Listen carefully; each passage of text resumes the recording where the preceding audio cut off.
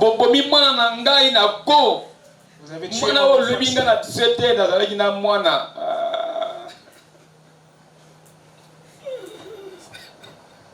Célébration de la Journée internationale de soutien aux victimes des tortures par le Centre d'action pour le développement CAD de Trésor Nzila. Cette commémoration a été marquée par plusieurs témoignages des victimes qui sont passés tour à tour, exposer la souffrance vécue soi-même ou par un parent proche. Roberto Lissassi, 28 ans, ancien auxiliaire de police, a presque perdu la vue après une torture.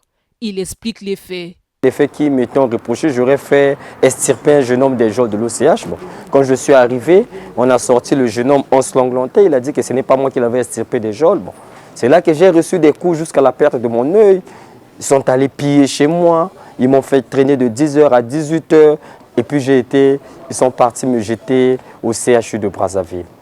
À l'occasion de la commémoration de cette journée en soutien aux victimes, le président de l'ONG Centre d'action pour le développement Trésor Nzila et Joe Washington Ebina, activiste des droits de l'homme, plaide pour la fin de la torture dans les lieux d'incarcération et le respect des lois établies.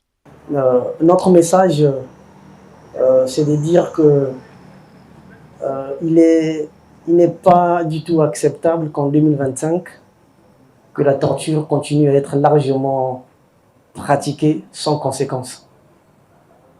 Le pays, avec la volonté, peut faire cesser la torture.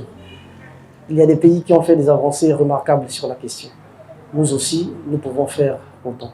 Donc, notre message, c'est une interpellation.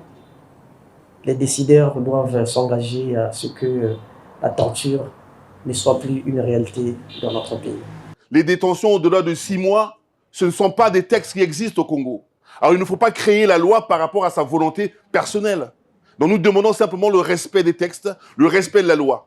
Au total, le Centre d'action pour le développement a recensé 38 cas de torture cette année. Pour témoigner leur soutien à toutes les personnes décédées à cause des traitements inhumains subis et aux disparus, ces acteurs de droits de l'homme ont allumé les bougies en leur mémoire.